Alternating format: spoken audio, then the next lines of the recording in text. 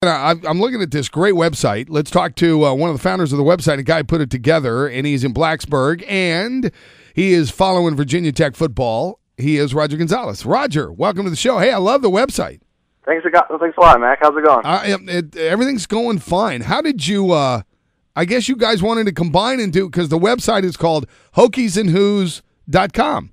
Right, yeah, Hokies and the letter N, whos.com, and it's just a site, a friend of mine and I created. There's so many Hokie fans in the Charlottesville area, so we kind of tried to, combine both of them. You find some interesting stories. We kind of grade the player performances, and it's just kind of it's a little bit different than what we normally see. Yeah, and as I said, being able to put it together. Is it subscription based or is it all free content? No, it's all free content. We've got some sponsors that have been really helpful, but we're just trying to provide some different information for the Tech and Hokie, the Tech and UVA fans around the area. But no, it's a free website, and we welcome everyone to check it out. Before we talk about the scrimmage the other day, in your opinion, did you go the other day? No, it was closed off to the media. It was a mini scrimmage that they held on Wednesday night. Gotcha. Okay. When is the next one that you guys can go to? The next one will be tomorrow at Lane at 11 a.m. And you can go? Yes. Oh, great. Well, I tell you what, can we talk to you next week as well? That would be great. Yeah, because we need to rely on somebody. It might as well be you. Sounds good. I'd appreciate it. Well, what's the buzz on Logan Thomas? He was 4 of 6 for 100 yards, and that people are saying he's the guy that he naturally settling in and looking good. Yeah, just to put it in perspective with this guy's size, he's bigger than Ben Roethlisberger. He's got an inch on Roethlisberger. He's the exact same size as Josh Freeman of the Buccaneers. He's a humongous guy. He's so athletic. The main thing he's been wanting to work on is, consistency and being a leader. And as a sophomore, it's going to take a little bit of time, but a lot of the Tech fans down here are very happy and excited to have him as a quarterback. I would think so. Now, I know, and I'm not naive, I know there is a drop-off, but I don't think there's going to be that dramatic of a drop-off with him. I like the way he looks. Well, he was actually quoted saying that we're going to be, he was saying that Tech's going to be able to throw the ball around better than last year, which is kind of hard to think, especially with the year Tyrod had. But when you look at the Hokie offense, the offensive line is going to be a pretty veteran line, and he's going to have David Wilson back there, and in my opinion, the best receiving core in the ACC. So it's not like he's going to, have to do some crazy throws. Some short throws over the middle will be just fine. Yeah, Roger Gonzalez is our guest from hokiesandwhos.com. On the beat for Virginia Tech. I've already anointed them as back in the championship game. I don't even know why they're going to play. You'd expect to see them there, with Florida State. Obviously, there's going to be a bit of a drop-off in the ACC. A lot of teams are trying to build from the ground up, but I don't really see anyone contending with Tech in the Coastal. I really don't. Roger, what has been the response to the staff changes from the Hokie camp? That's funny. I was speaking with a friend today who's a big Virginia Tech fan, and he was just saying how excited he is that Steinspring is no longer calling the offensive plays. We have Mike O'Kane in there calling the plays, so that's been pretty exciting for a lot of fans, just because they want a bit of a change. But when you look at Shane Beamer coming to the staff, when he left Tech after they made it to the national championship, he went on to coach in different locations, not with his dad. And he built a name for himself, and he helped South Carolina recruit some of the best players in the country, and it was only a matter of time before he returned to Blacksburg. So that's probably the biggest move of the offseason that everyone in Tech is really excited about. Was there any rub, and was there any rub, Roger, on the fact that Bud Foster didn't get that associate head coach thing next to his name? Do you think there's any rub there? Yeah, that's something that's been a bit of a debate, because he was, again, rumored for, some jobs in the offseason.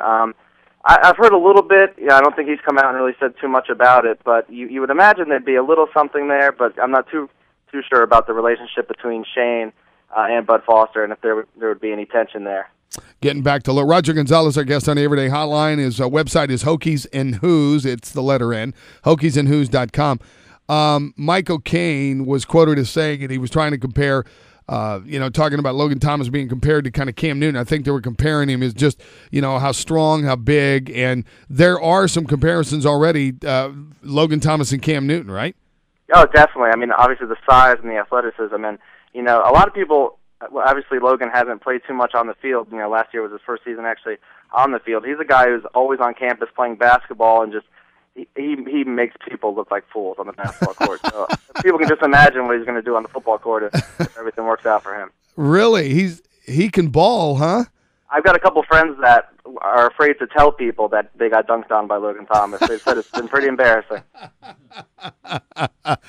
Oh, I love the kids. I love the kids that can play. You got that multi-sport talent. That's good stuff. Well, anyway, I'm excited. And I know it was only one pass. And even Frank brought it up in an interview. Said, "Wow, he went to the Miami game and he threw a completion."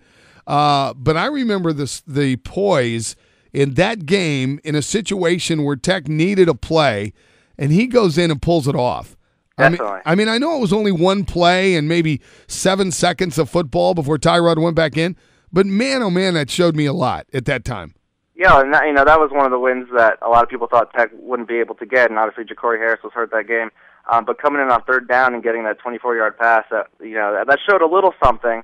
I don't know how much we can take from it, but it showed that he can make a throw in a pressure situation. So Roger Gonzalez, our guest, Everyday Hotline from HokiesandWho's.com. So they will have the scrimmage on Saturday. And then I understand that next Friday night, Virginia Tech scrimmage is again under the lights, and I think that one's open to the public? Right, that will be April 15th, and that will be at 7. And, there's 3 scrimmages, and obviously the last one will be the spring game on the 23rd. On the 23rd. What time of day is the spring game? It's going to be at 2. Okay, Yeah. At 2 o'clock. All right. Well, I would think that once Frank Beamer puts things together, with the spring and this team, and the way the schedule sets up, we've been saying on this show, Roger, this is going to be another good year. Virginia Tech's got a chance to open in the top 15 in the country and literally can sail through their schedule, and by November can be in the top 5. Oh, I think so. Everyone's been saying, Virginia Tech always, ACC championships. They want to take that next level and, make it to a national title. And, they've got these pieces. Bringing in Shane Beamer certainly helps. But when you look at the schedule, obviously, it's just expecting a national title contention might be a little bit premature. But it's a schedule where, I don't know if I see them losing more than 1 or 2 if they play Hokie football. Yeah, they could have a hiccup somewhere, but I just think the schedule really sets up for them. Definitely. Was there talk among the Virginia Tech camp or any looking over the shoulder, whatever, any reaction to the class and because I know the rivalry's so white hot, was there any reaction to Mike London's class and at least the talk that Mike did a great job in the state? Oh, I think there are a lot of people down here that are giving Coach London a lot of credit for what he's been able to do. Uh-huh. I think down here, the recruiting aspect, as obviously it's nice to get 5-star players like Logan Thomas and Tyrod Taylor and Macho Harris, but obviously, as you know, Mac, that with Tech football, it doesn't matter what star you are because the staff is able to just mold players into quality football players. Yeah, no, absolutely. So it will be Mike O'Kane calling plays then? Yes. Yeah, working with the quarterbacks. But he technically is not offensive coordinator. No. Supposedly Steinspring still has the role as offensive coordinator. So it's a bit confusing, obviously, not what we see every day, but I think Mike O'Kane's going to get his shot to call plays at Tech, and a lot of fans are excited about it. Would that mean, Roger, that O'Kane would be upstairs and would Brian be downstairs, or do you think they'll both be upstairs in booth? I'm not 100% sure. I assume you would assume that. I think Steinspring will still be upstairs, but I'm not 100% sure on that. Okay, yeah. I just read a headline. I didn't realize it until I went to your website, so congrats. To switch gears here, the Hokies and Seth Greenberg got George Mason in the preseason NIT next year, huh? Yeah, it looks like they're going to play George Mason, and there'll be a 4-team pool that will play in Blacksburg, so it looks like they'll be playing George Mason, and a lot of people have been asking for Tech to compete against some of the in-state schools, and a couple of weeks ago, Coach Greenberg, with a smile on his face, said, there's going to be another team on this schedule that people are going to like, and it was finally revealed to go along with the Kansas State game. Yeah, good for them. Yeah, because they'll get K-State at home, right? Because that was a home and home. Yep, that's right. Yeah, and there is no truth to the rumor that Seth is even thinking about South Beach. No, we heard about that. Not too sure how truthful that is. I would expect Miami to go after Frank Martin with all the ties that he has there, but I know Coach Martin has stated that he has not been contacted by Miami. Yeah, I think he's the guy. I know there's going to have to be some money spent down there, but I really think Frank Martin's the guy that they would get.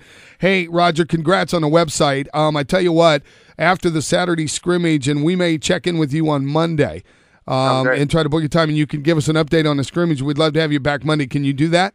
Yes, sir. I'd love to be back on. I appreciate that. Hey, great report. You're there. Done deal. Thank you very much. All right, Roger. Good luck with the website. We'll give the address again.